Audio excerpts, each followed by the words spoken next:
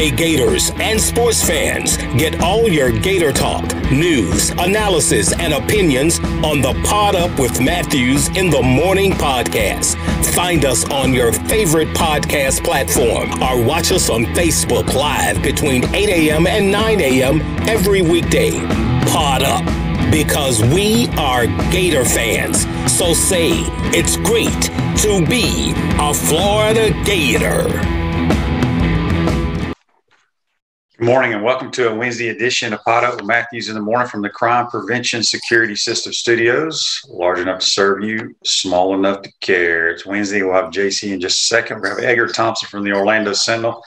Get all his scoop, what's going on in the coaching world, what Billy Napier plans to do with his staff and things of that nature. If you missed it last night, the number one team in America, the Duke Blue Devils, blow like a 16-point lead and get blown out at Ohio State, the team that the Gators took down. So that will definitely help their RPI and all those rankings and ratings once tournament time comes. Let's go to the Titan More Hotline. We're joined by JC. Good morning, JC. How are you? Yeah, good. Saw that score last night. Duke's a team that won at Gonzaga. I think it was at Gonzaga. But it was at Las Vegas. It was at Las Vegas against Gonzaga. So they had a nice little momentum going there, and then Ohio State just bit them in the butt last night. It really is interesting. Basketball is showing that there is some real, I guess you could say, parity at this early stage in the year. Of course, anything can happen in a basketball game, right? But parity is something that we are seeing already in basketball, and I think it's a word you can use for what we saw in football this year, QB, with Ohio State and Clemson and Oklahoma, some of these so-called blue bloods in college football that won't be playing for conference championships this year. So parity is a good word you can use for the way sports has gone in college. And certainly now with all this coaching news, QB, the only thing I'd have to say about it is that, in the NFL, you basically can't talk to anybody until things are done, right? And in college, supposedly. And here we are in college where guys are just hopping, at what could be considered the most important time of the year for many programs, with the rules of recruiting changing to December from January or February rather. I kind of wish that the focus wasn't so much on where coaches are hopping to and going to, but rather on the games that we're about to see to win conference championships. And the focus has clearly been on coaching changes. And that's one thing that kind of irks me a little bit about the whole thing, is that I wish they could have, if they had changed the recruiting thing back to January instead of December or something a little bit later, then maybe we wouldn't have so much news like this, because these coaches are just hopping around. I mean, Brian Kelly to LSU. Let me ask you this. Do you have a problem with it? Do you have a problem with it? Well, I just wish the focus on college football was more on the games coming up this weekend. It's not. It's more on – I wish college football's focus was more on playoffs. Those are the things I wish we were talking about, rather than $95 million going to some guy who spent the last decade at Notre Dame. Okay, good for him. But I don't – I mean, that's not what I want the focus of college football to be on today. I would rather it be on the games and on the championships that are being fought for, and on potentially a playoff system where we would have a game on a campus, QB, coming up next week, as opposed to a bunch of neutral sites, which will be fine. But, things could be better as far as games on the field are concerned and things of that nature, rather than let's get this coach in here before we get to December 15th. And now the recruiting class at Oklahoma has been completely destroyed, and so on and so forth. So, but this is what college football is. All the kids that were going to Oklahoma are going to Southern Cal now. Yeah, Oklahoma's in a mess, right? That is a disaster. And here's Notre Dame, QB. Brian Kelly could theoretically, it's very conceivable that Notre Dame could slip back into the Final Four. All you need is a team like this to beat Michigan. You need Georgia to beat Alabama. That's not very far-fetched. And maybe even Houston beating Cincinnati. Iowa beating Michigan is very far-fetched, in my opinion. It's Big Ten football, QB. They can't score, though. They literally cannot score. Yeah, they have some issues. But the thing is that is what I'd rather be talking about. But right now we talk about teams losing their coaches literally 2 weeks before the first signing period. That's tough. It is tough. It is tough, but it's the nature of the beast. Like I try to tell everybody, if you were in those coaches' positions, what the hell would you do? You would take the money and run. Listen, I'm not blaming the coaches. I'm not blaming. It's not the coach's fault. It's the way college football is. I mean, in the NFL, you can't do this. You can't do this. So, no. I mean, and so I think they got that right. You finish the season. You go through the season. You play it out. But in college football, here's Louisiana. Billy Napier, great job he's done at Louisiana. They won 10 games 3 out of the last 4 years. They had never won 10 games in history. He has shown stability. That's part of what got him here. But now he's got to get 7 or 8 or 9 top 100 athletes out of Florida to stay and go to the University of Florida and get it out of Alabama's clutch and Georgia's clutches. And now he's got to recruit against Saban and against Kirby Smart and people like this. And it's going to be interesting to see how it goes. And I think he's got a great track record. I mean, he is a tireless recruiter, and this is what has been necessary. And I think Dan Mullen's biggest issue was his mouth. He lost a lot of people when he said stuff like, well, we'll worry about recruiting when it's recruiting season. Those are just sloppy and very silly remarks. And, recruiting's 24/7, as we've said, and you have to sell the program. I think Billy is the kind of guy that could do that. He could be the second coach named Billy to come in here, relatively unknown, but known, and do something special at the University of Florida. We'll see. Yep. Facebook Live brought to you by Metal Law, the only official law firm. You got nothing to add? You got nothing to add to that? I mean, that's just that. No, I mean, it's a tough situation. It's a huge rebuild. He's going to have to turn the roster over, and it's going to take time. But he can, he can add to it in the transfer portals, however you want to do it. But it's going to take time. Lawrence says, "Good morning, Shane. Could you finally dispel the rumor that Spurrier had anything to do with Mullen being fired? Feels very disrespectful to the HBC." Coach Spurrier had nothing to do with the firing. Coach Spurrier had nothing to do with the hiring. He is what they call an ambassador, and all he does is he shakes hands, kisses babies at fundraising events and things of that nature. Who started that?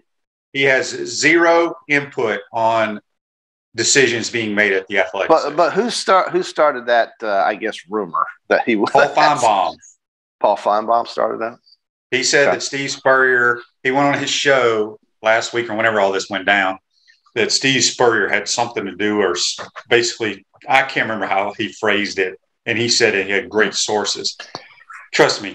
He has no input on that. Speaking of Coach Spurrier, Bubba's got a chance to be the head coach at Duke. Yeah, Duke's looking for one, and that'd be a great place to get him. He's going to be interviewing for it. I do know that for a fact. Yeah, well, good. I mean, why wouldn't they hire him? I mean, who really are they going to hire? I mean, who's Oklahoma going to hire? That's a very that's a panic button situation there. Notre Dame too. I mean, it's amazing to me. I didn't know this, but when I found out, it felt like someone said something about Brian Kelly basically doubled his salary going to LSU. And, we talk about did, though. Oh, you don't think he did? He was making like $9 million. I think he was making around $9 million at Notre Dame. No, he wasn't making $9 million at Notre Dame. I don't think he was. We'll have our research people look at it. I think it was more like 5 or 6. But the thing is that at LSU, he gets 10 years and 9.5 per year with all kinds of incentives, I'm sure. So, that was a business decision for sure. And now he's going to be at a school where he can get those players that he talked about when he was getting run over by Eddie Lacy. So I think that and A.J. McCarron. So I think it's a really good move for LSU. I think it was a really good move for LSU. I don't know why. I don't think culture has anything to do with it. If he wins games, they'll love the guy. So I think he can win there. Well, I still think Lincoln Riley was the smartest of all of them, personally. Well, it's definitely opened up the doors to Southern Cal again. I mean, now it brings back interest to Southern Cal because that was kind of a dormant program, really didn't have much going on. And now it's opened up everything. It's opened up recruiting, I think, to that school where they were basically just average in recruiting. And now maybe he can get some real studs over there. And, that's the kind of place where, they've had it long time ago, and they can get it back again really quickly if he can do that. And I think he will. I think it'll be immediately. Turn your car, because the number one quarterback in America that was coming to, I don't even know who he is. He was coming to Oklahoma. He's decommitted and committed to Southern Cal now. And there's word that Caleb Williams is going to transfer to Southern Cal as well. Okay. Turn your car or truck into a rolling billboard for your business or brand with an eye-catching vehicle wrap from Wrap Spot this December. Mention promo code Shane. Receive 13% off your vehicle wrap. Speaking with JC, there's actually a running back. He's either a running back or a wide receiver from Jacksonville Trinity Christian committed to Oklahoma. But I don't think he's committed to him anymore. That's a big question mark, man. Castiglione's got a big job to do. I don't know. That they have just been gutted, and some folks in the Big 12 are laughing right now. I'm sure Bob Bowlesby's not even. He's just having a great time hearing about this news as Oklahoma gets ready to come to the SEC. Well, as I saw Coach Stoops do his press conference yesterday, I saw it on Twitter. He's like, no one person, one coach is bigger than the OU program, and I agree with that. But he's going to lead. He's helping recruit right now. He's the head coach. Hell, he may end up being the head coach again. Yeah. But if I'm them, the only person that I think they need to go get is Josh Heupel. Yeah, alumni. I mean, he's the guy. I agree. I mean, that seems to be a natural thing to happen. Doesn't mean it will. I mean, Josh loves Tennessee, I'm sure, but Oklahoma's the school, right? And so I guess that would be a great hire for them, and they need to make it happen fast. And then we're going to be talking about how Tennessee's lost now. This is the kind of thing I wish it would happen later. I wish they would have rules that wouldn't allow it to happen, but it happens. So JC, I threw this trivia question out yesterday. Nobody jumped at it. I'm going to see if you know it. There's 3 active FBS head coaches who have posted 10-win seasons at 3 different schools. Do you know who those 3 guys are? 10-win seasons at 3 different schools, and they're active coaches. And they're all big time school. I mean, FBS schools. 3 different schools. Well, let's see here. Well, I would say that. Wow, this is. I'd have to think. I could get it, but off the top of my head, why don't you give me a clue? Well, one of them's in the SEC. One of them used to be in the SEC. Okay. All right. So one of them's in the SEC. Well, that would be. How about I do this? Two of them coached at the same school in the SEC West. I freeze up when you tell me these things. When you ask me these questions, all right, I freeze up. I'm going to go ahead and give you all the answer. All right. Lane Kiffin. Okay. Hugh Freeze and Brady Hoke are the only 3. So Lane Kiffin won 10 games at Southern Cal? It says FBS head coaches who have posted 10-win seasons at 3 different schools. I'm trying to think, what other school could he have coached at? Well, he's an FBS head coach, but they're probably referring to FAU because Hugh Freeze won 10 also. Well, they would have to. They would have to. All right. We got a couple of Facebook Lives here brought to you by Metal Law. Joe says, Terrence Gibbs had an in-house visit from the Florida staff yesterday. He decommitted a few hours later. Any explanation for that move? I don't even know who Terrence Gibbs is. Here's the thing that's crazy right now, and I don't think people realize this. Okay. The current Gator coaching staff, they're out on the road recruiting. But are they recruiting kids that Billy Napier wants? Now Billy could have had a Zoom call with them and said, look, here's the deal. You guys are still representing the University of Florida. These are the guys I want you to go visit. Maybe it could be different guys than what they were recruiting before. Yeah, it could be. But then here they are about to be unemployed. Why do they care what Billy Napier says? Well, they don't know if they are or not. I don't know. I mean, how many coaches keep the whole staff? I don't think any of them are going to be kept personally. Yeah, exactly. Edgar, so he'll have that. But you have to. That's your job. You're still being paid. You still have to coach a bowl game. You have to go out. So I don't know the answer to that. It's I do. I would say this: effort levels would be down from 100%. I would think. No, but not that. I disagree with that because you do. Why? They may want to. They're trying to impress the new guy to stay. Well, I mean, the reality is that doesn't happen. So they can, I guess. I mean, Alex Grinch is going to USC with Lincoln Riley. I don't know if anyone else. He's taking his whole staff. His whole staff. The whole staff is going. The whole staff. I heard his whole staff is going. Well, that's that's where somebody travels with the lead guy. Here, the lead guy doesn't have anywhere to go. I mean, imagine Florida. Let's say Florida had won the SEC East this year, and they were getting ready to go play in the SEC championship game, and Southern Cal had just poached Dan Mullen out of here. I mean, and then Florida was, considered one of the top-rated schools, top 10 school. I mean, it's just. I just think the whole focus should not be on this kind of stuff. Right now, the focus should be on the games and on the playoffs, expanding the playoffs. Those kinds of things matter to me right now. But I guess it's because where I went to school, the coach is, he'll retire there. So those kinds of things don't affect us at that school. But in many schools where there's so much turnover, this is not good. And this is the kind of thing that gets recruiting people. When folks recruit against your school, they recruit against you with things like this. Like, look at the turnover. How do you know how long he's going to be there? Weird stuff happens there. So on and so forth. They had 4 coaches in the last 12 years. Blah, blah, blah. That works against you. So you got to find somebody. I think that's why Scott Strickland really likes Billy Napier, because of the way he can build a culture that is conducive to winning, and the way the stability of the program is conducive to getting top 100 players. Those are the reasons he was hired. Now, can he do it at the next step up from Louisiana? And I think he can. I mean, football's football, players are players. You go and get the guys you expect to get. Louisiana didn't expect to sign the same guys that LSU did, so they got the next best one to compete against the schools that they competed against. And the guy won 10 games 3 out of the last 4 years. So those are important attributes that he brings to a job like this that needs stability, because it has had anything but that in the last 12 years. Very well said, but hell, the Saints could hire him next year. That is the nature of college football. I mean, it's the nature of any coaching profession. It's funny to me, because that was most people that I talked to about Lane Kiffin are like, well, you don't know how long he's going to be there. Well, hell, we don't know how long Billy Napier is going to be here. No, we don't. Really don't. And these contracts, these 10-year deals that these guys are signing, it's meant to lead people believe that we're making our bed with him.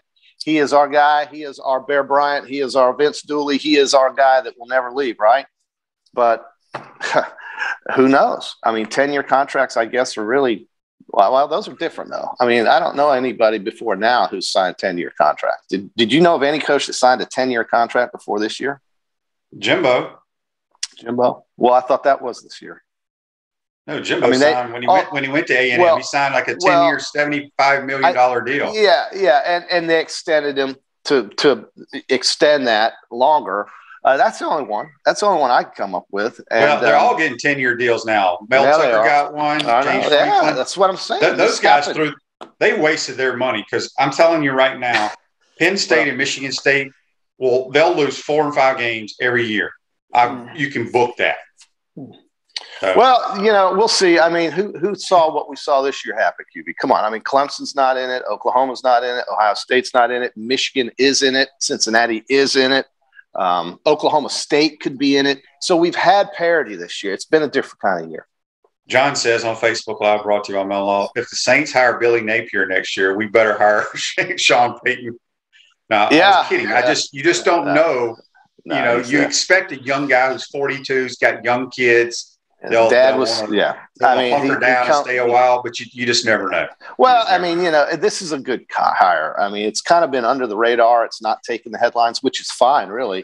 But, son of a Georgia high school coach, I think he's what they needed here, because he is going to be tireless recruiting on the road 24 hours a day, 7 days a week, 52 weeks out of the year. That's what is going to be required to take on the other guys in this conference. It's just that simple. You can't win without it. So JC, I had a former player yesterday who had a friend who was being recruited. And I'm going to read this real quick. It's kind of long, but people were talking to me about recruiting budgets and all this kind of stuff and the difference. And, because your budget, I mean, recruiting is recruiting, I think people think because Saban has all these analysts and Kirby has all these analysts that they can go out on the road and recruit. They can't. The only people that can recruit are the head coach and the active, legitimate coaches. But there's other stuff behind the scenes and just little things. So I'm going to read this text that this former Gator sent me. Okay. And just bear with me here, folks. But it's kind of interesting, and I do believe this is going to change immediately. This is from this guy says, my son had an unofficial visit today at Georgia. He visited Florida for the Tennessee game. Here are my thoughts as a Gator fan shedding light on the differences. UGA has a designated parking spot for recruits and buses that shuttle the players and their families to the stadium. Some of the higher priority recruits had Escalades, SUVs waiting for them with their names on them. We were on the bus. I don't recall if UF had a designated parking spot for recruits with a shuttle because we used my friend's parking spot in the O-Dome lot. The pregame visitor room is massive with tons of TVs, PlayStations, etc. At least 4 times bigger than the UF room. The UGA room is very modern. At UF, they had some old DJ who I could have mistaken for Pat Dooley. The UF room has 2 TVs too, but the space at UGA was way nicer. Then it says UGA had Chick-fil-A boxes for everyone as soon as they walked in with everything you could ever want, from breakfast, mini chicken biscuit, sausage, egg, yada, yada, yada. You could take whatever you wanted. The UF game had basic hot dogs and hamburgers and mac and cheese. At UF, well, here's the big part. At UF, you sit wherever you want inside the room. At UGA, each recruiting coach has assigned tables, and so those coaches come to those tables. At UGA, the coaches come to their tables to meet all their kids. Coach McGee met with my son. They called over. Coach Hankton is a wide receiver coach, met with him. None of the coaches came up to my son at UF. Coach Hankton talked to my son for several minutes. At UF, the recruits sit in the south end zone at ground level on a few sets of bleachers. No assigned seats. At UGA, there's a section of chairback seats in the end zone. There are red seats for unofficial visits and black for official visitors. So at UF, you can see the stuff. You can't see anything, and you're sitting in an old-ass metal bleacher. At UGA, you're up in the end zone just over their tunnel with chairback seats. And then he says at halftime, they have this fancy barbecue restaurant catering, and at UF, it was just hot dogs and popcorn. So QB, I mean, that's 2 things I would say from that. We know where Kirby Smart learned from. He came from Nick Saban's process. He is a Nick Saban disciple, 10-something years with Nick Saban, learning everything. Lane Kiffin has learned so much from Saban. And the other thing I would say is, QB, if I've said it once, I've said it 100 times. This is a sales job. And sales and the messaging you do and the little things matter. When I was going through securities training and I learned how to get licensed to do what I do today, the little things were absolutely emphasized. Things like wear nice clothes, things like wear nice shoes. You don't wear your hoodie and your Iowa hat when you meet with So these little things are what really does matter. Impressions mean everything. Messaging, sales.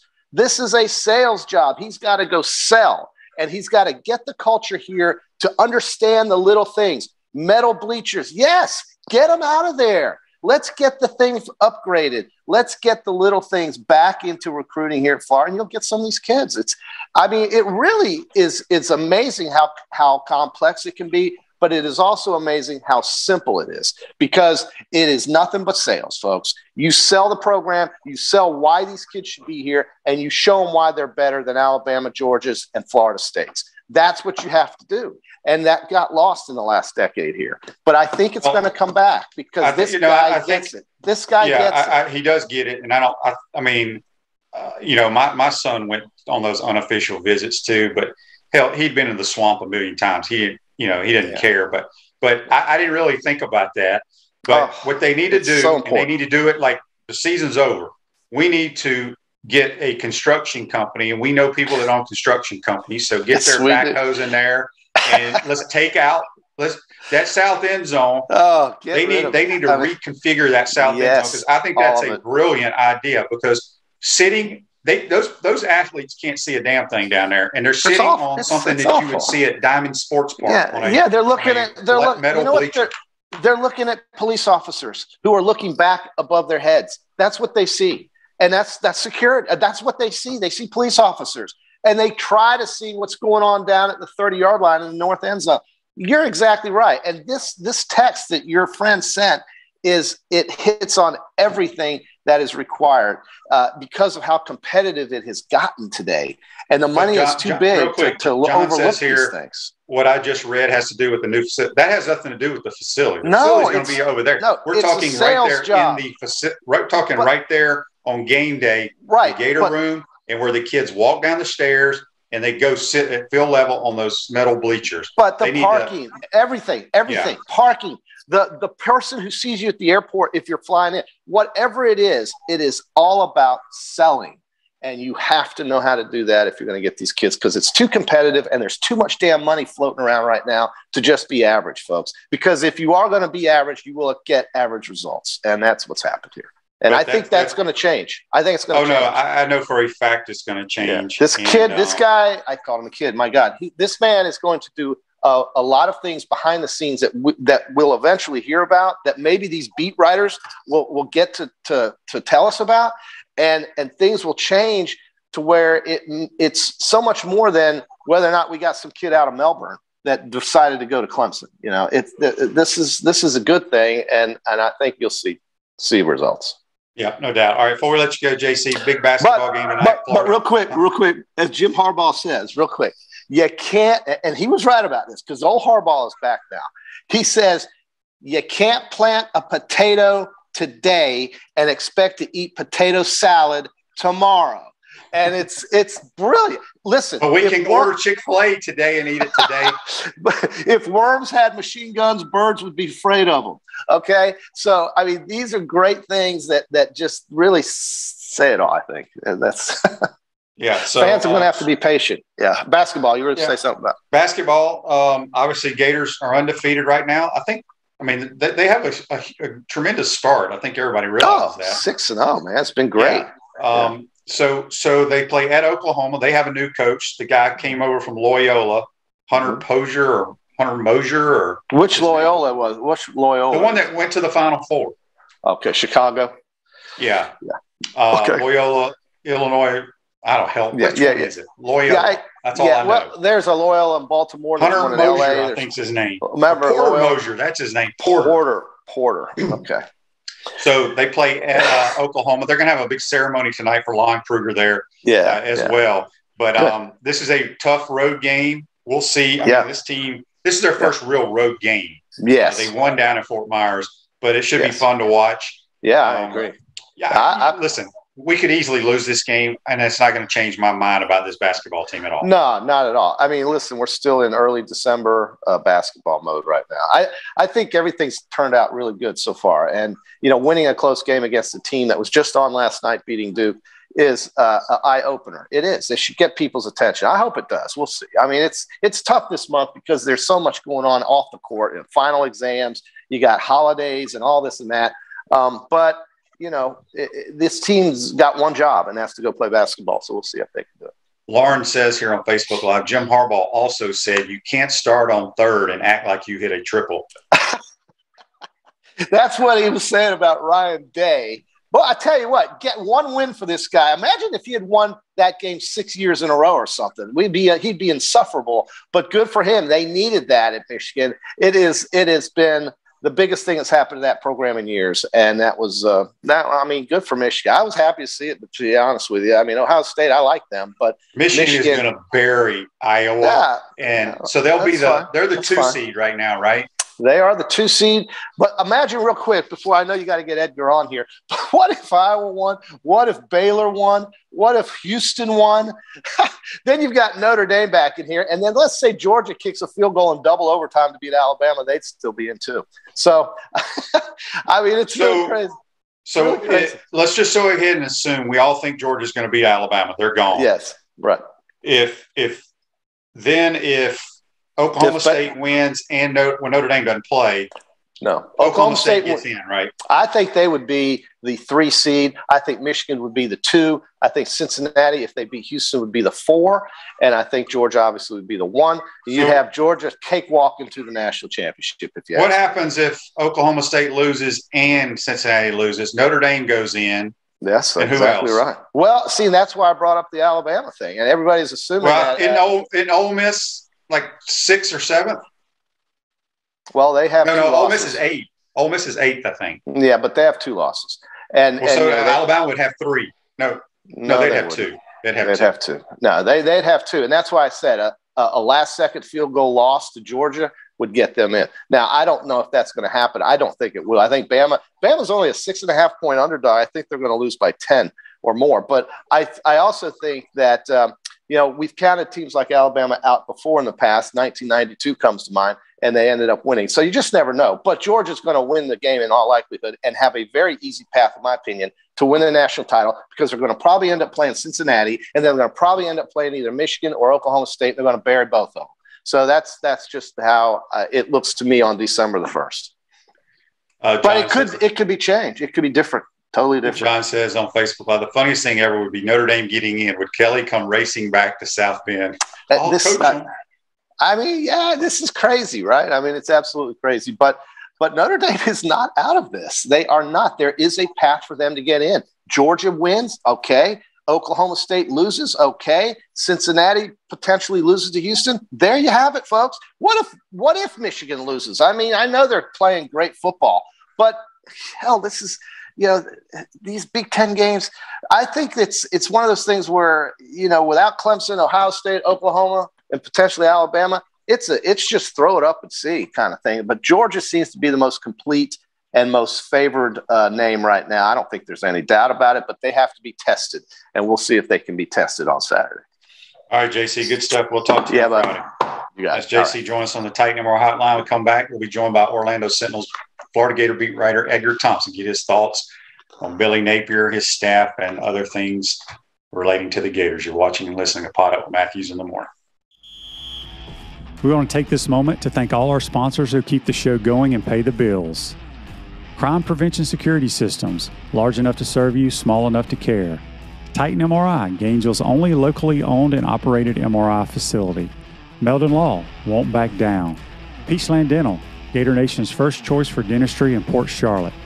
Comfort Temp, comfort is our business, peace of mind is our promise. QC Kinetics, live pain-free with QC Kinetics. Great Clips, it's gonna be great. Our Gridiron sponsors are Auto ER, UF Bookstores, Celebration Point Town Center, South State Bank, Chris Doring Mortgage, Silverback Concrete Co. Some of our touchdown sponsors are MB Listing, McDonald's of Gainesville, My IT Masters, Gainesville Neon and Signs, 84 Lumber, Tropical Smoothie Cafe, Avera and Smith, Dowling Signs, Baker's Sporting Goods, Ruse Ogra Agent, State Farm Insurance, Silver Cube Billiards and Sports Bar. If you are interested in promoting your business on the show, visit podupwithshane.com and click the Advertise button. Again, thank you to all the great businesses that support the show. If you like what we are doing here, make sure you follow us and support the businesses that support us.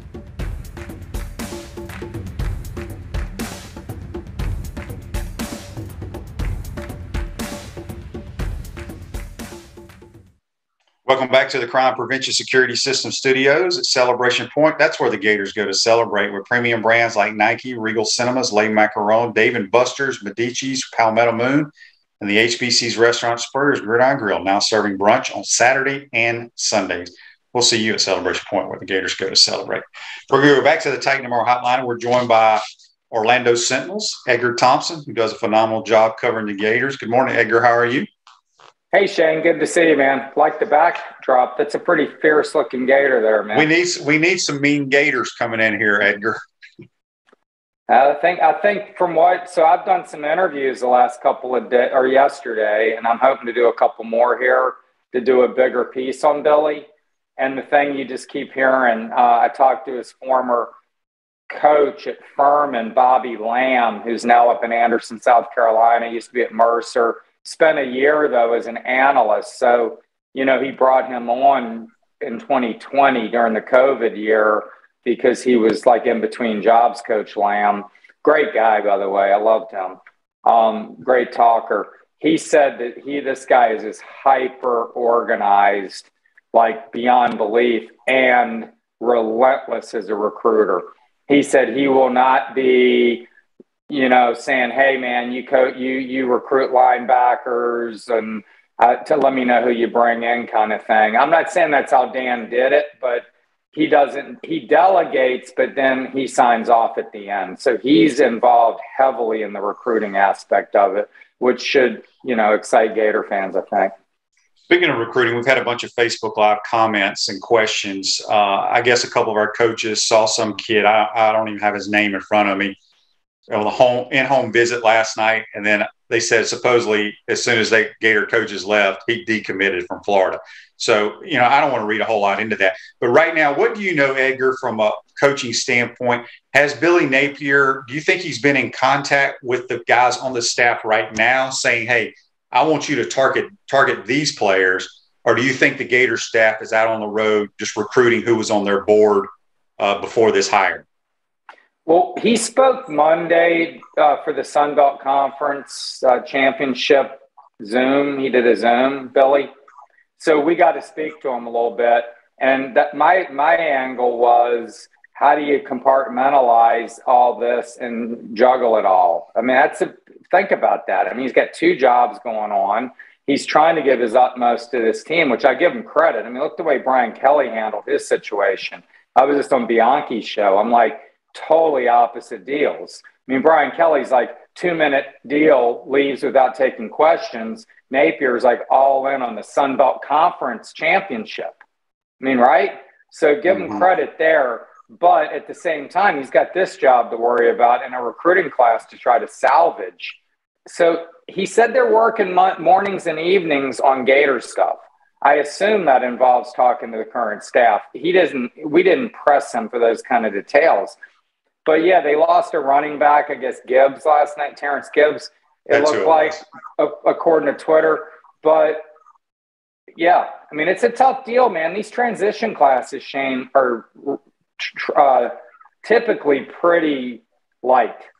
So we'll see what he can salvage. But like I said, the good news is, and Coach Lamb even said it, and Dan has certainly earned a reputation as a lackadaisical recruiter, right? And the classes weren't great, and the talent, as we've discussed, there were a lot of gaps and holes. So he said that, hey, Dan wasn't known as being a great recruiter. Yeah. Coach Lamb did. I gotcha. So, Edgar, I mean, in your mind right now, I know it's still early and you don't have a whole lot of information. Do you think if any coaches are retained, who do you think he might keep, or do you think he just cleans house? I personally would keep Christian Robinson. He relates to the players incredibly well. He's a 31-year-old guy. He's sharp as heck, man. I mean, he was on a Zoom with us a couple weeks ago. He's so impressive. And the linebackers have not played very well, and that's his position. I think he's dealing with a lot of tweeners at that position. But look how Hopper's developed tremendously. And I think that Diabate can be a good player in the right spot. They need to get just a sturdy between the tackles guy. They just don't have that, right? But he's a good recruiter, and the players really like him, and he could help ease that transition. And Tim Brewster, I don't know, man. He brings a lot of energy, enthusiasm, and I mean, Kamari Gamble was like wasn't doing anything and had an okay season, right? I mean, wasn't great, but he was pretty good, at the end. And I would keep him around because he's apparently a relentless recruiter. That is, if you want to keep a couple of guys and he's a transition. And he's a veteran guy who knows the landscape. So it wouldn't hurt. I don't know what Billy's going to do there, but I would assume he's going to retain a person or two. In terms of the support staff, all the behind-the-scenes people, just can't tell you enough there. But he did work with Chase Clark, who, they worked together at Alabama. I know Lee Davis, who helps organize recruiting trips and does stuff like that, worked with Billy 2 years ago. I don't know. There's some familiarity there. And he has an army of analysts and support people.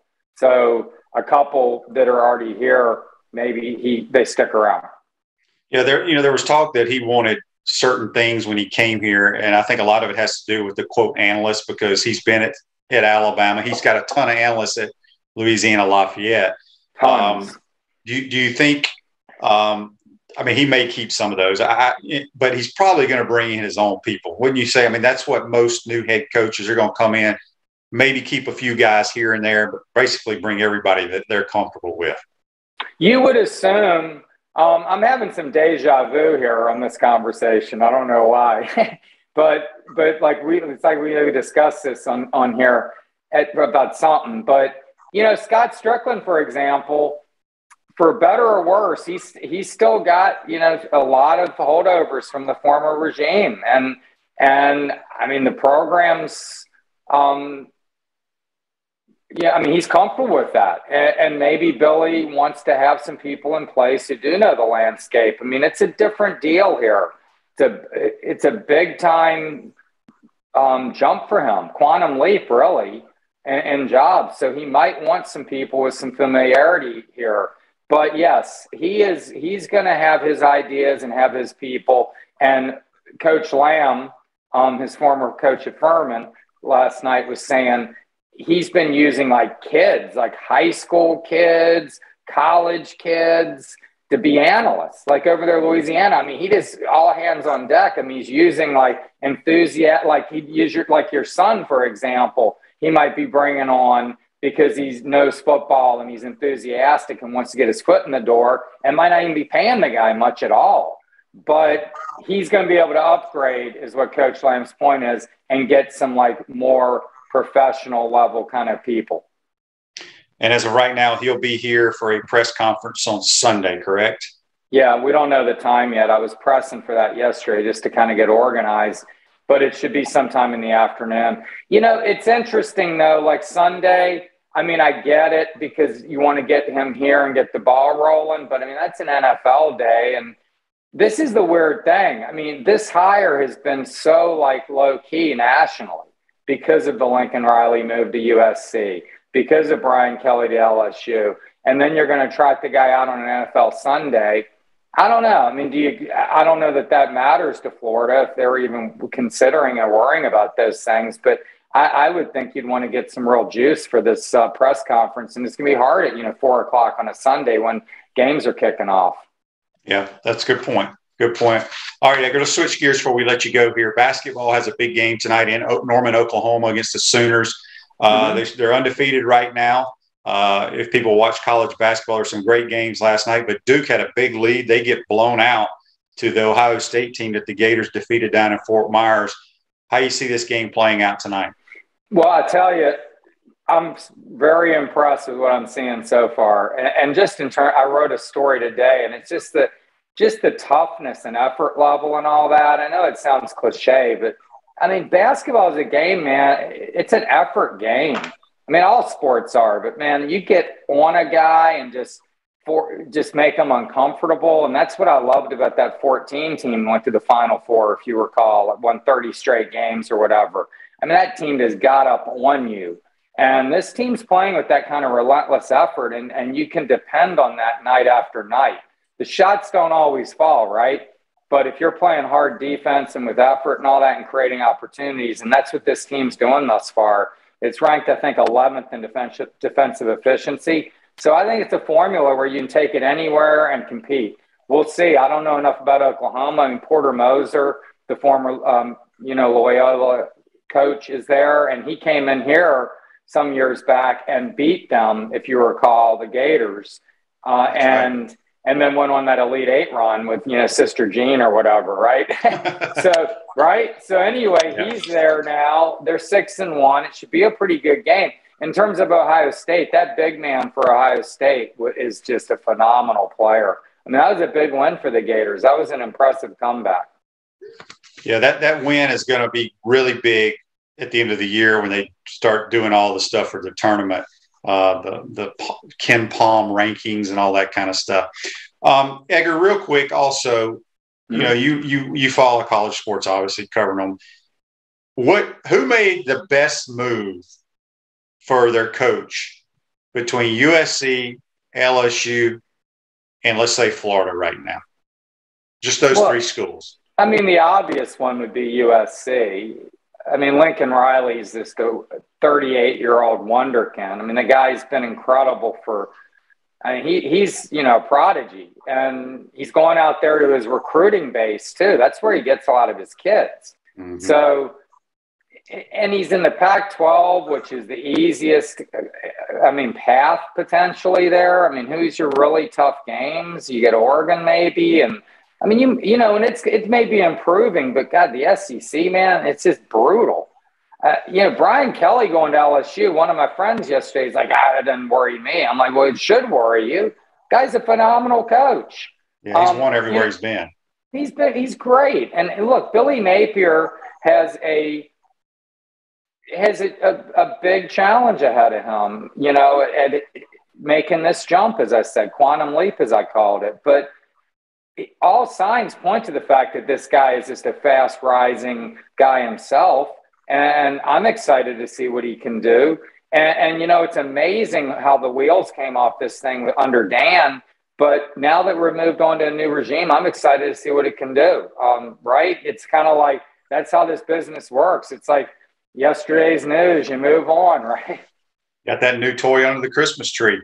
Ready to see how it works. Any upsets in the championship games this week?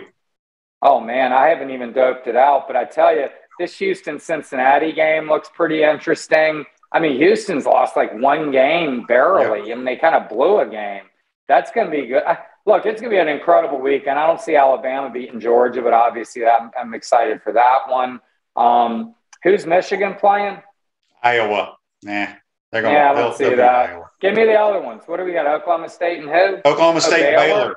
That's going to be. That looks like, who knows? That's a coin flip. It's going to be a great weekend, and the fun part about it is I don't have to work, I don't think. You can sit back on the couch and watch ball, no doubt. Exactly. Well, Edgar, good stuff as always, buddy. Let everybody know how they can follow your work at the Orlando Sentinel. Just OS Gators is my Twitter account. Put all my stuff there. So give me a follow. Give us a read. Hopefully you enjoy it. Bianchi stuff ends up on my timeline, though, so don't get mad at me for that. Does Bianchi like the hire? I think, well, he wrote a column that was pretty good. He said, could this be the next Billy? Meaning Billy Donovan. Now, Billy Donovan was 29 years old and was like, a kid when he took this job. But that's kind of, I think, the paradigm they're going for here. They want a young guy who's hungry, who's going to build a program and be around for a while. And, it's a good, it worked before, and let's see if it works again. Yeah. Good stuff, buddy. Appreciate it. Have a good day, and we'll talk to you next week sometime. Thanks, guys. See you later. That's Edgar Thompson from the Orlando Sentinel. Join us on the Titan MR hotline. Going to take our second time out, come back. We'll put the wrap on this Wednesday edition. We want to take this moment to thank all our sponsors who keep the show going and pay the bills. Crime Prevention Security Systems, large enough to serve you, small enough to care. Titan MRI, Gainesville's only locally owned and operated MRI facility. Meldon Law, won't back down. Peachland Dental, Gator Nation's first choice for dentistry in Port Charlotte. Comfort Temp, comfort is our business, peace of mind is our promise. QC Kinetics, live pain-free with QC Kinetics. Great Clips, it's gonna be great.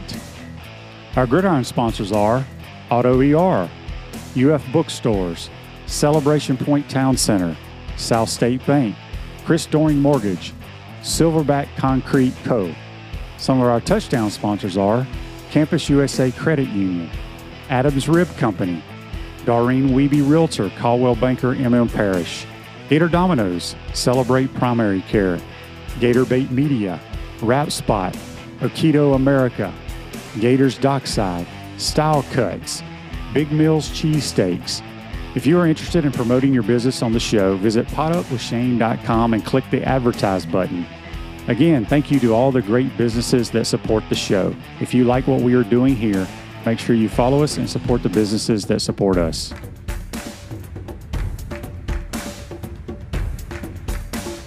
Hi, Steve Spurrier here. Making a reservation at my restaurant is easier than a Saturday afternoon homecoming game against Vandy. You don't have to call or email.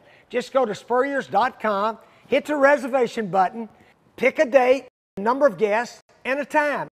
It's so simple, I can do it. In fact, I just did. Maybe I'll see you tonight.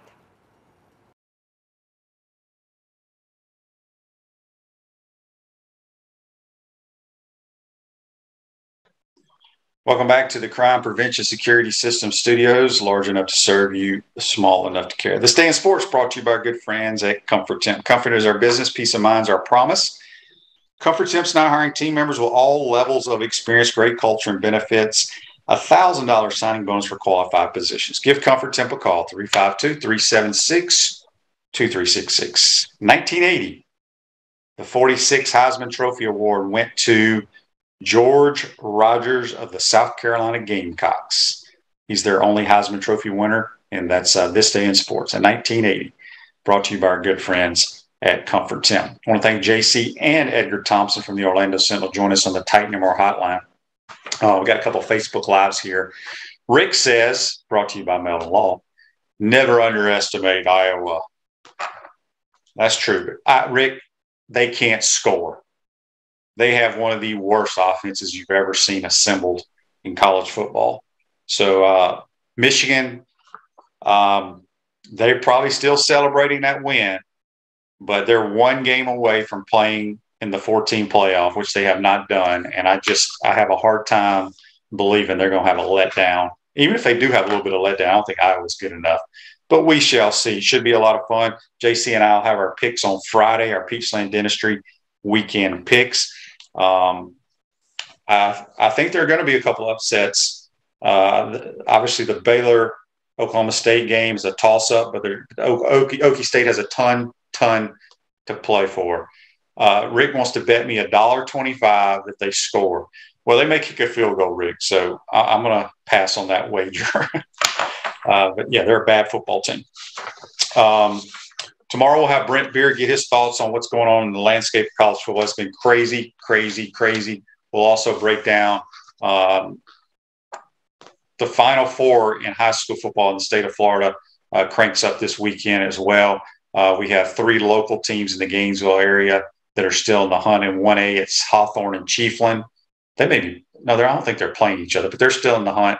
And then Buchholz has to travel all the way down to play St. Thomas Aquinas. And that's a tough draw. But Buchholz is pretty solid this year for sure. Chris says on Facebook Live, brought to you by Mellon Law, before we get out of here, a player tweeted about box lunches for 3 years. What's up with that? Somebody sent me a text about that. I think it was Mahmoud Diabate talking about that. A lot of things have changed in the last year and a half because of COVID. But with the new facility, they're going to have a state-of-the-art dining facility in there with chefs, I think, throughout the entire day. So things are getting ready to change. Definitely getting ready to change. So I'm looking forward to it. Billy Napier will officially become a Gator on Sunday at his press conference, and then he'll hit the road recruiting immediately and probably assembling his staff. So a lot of good things ahead. We need to get in the mix of this and get us some good ball players here and get this program headed in the right direction. Hope you enjoyed today's program, folks. Today's show's a wrap, brought to you by Wrap Spot. We'll see you tomorrow. 1st and 10. Matthews, near side, wide open, Alonzo Sullivan. He may go. Touchdown.